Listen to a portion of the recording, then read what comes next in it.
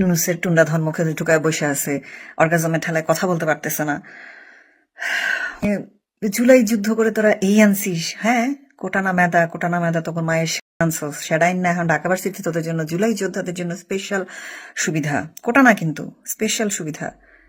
কোটানা মেদা, হ্যাঁ? খুব স্লোগান দিছিলি না? এখন কেমন? এটা বেসিক্যালি কোটা আন্দোলনই ছিল না। যেসব ভোগচোদ গুলা কোটা আন্দোলন, আমাদের কোটার জন্য আমরা চান্স পাই না ভাই।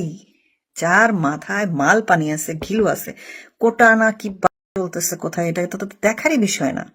ইউনূসের চেয়ে এরা ভালো হইলো কোন দিক দিয়ে? কোনো দিক দিয়ে এরা ভালো না। ইউনূস দেশ বেঁচে দিচ্ছে, এরা সাপোর্ট দিচ্ছে। মুখেই শুধু মারিতম কন্ডার না কি যেন একটা প্রবাদ আছে, আমি ভুলে গেছি।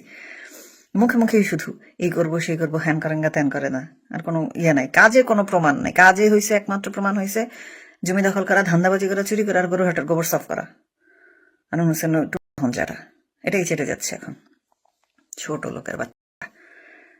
লোকের বাচ্চাগুলা, মানে আমার গাল দিয়ে আসলে স্বাদ মিটে না এদেরকে। আমি গালি দিয়ে স্বাদ মিটাইতে পারি না, কারণ হচ্ছে এরা, ওই যে ফেসবুকে খুব কমন একটা কমেন্ট আছে যে একটা সাজানো গোছানো দেশ নষ্ট হয়ে গেছে 24 সালের ছাত্রদের জন্য। Exactly, it's true.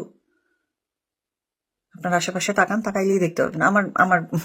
আমার কিছু বলার নাই। নিউজে অলরেডি আসা শুরু হয়েছে এখন একটু একটু করে। আমি জানি না এরা নিউজগুলো কতক্ষণ রাখতে পারে, বাট নিউজে কিন্তু আসা শুরু হয়েছে।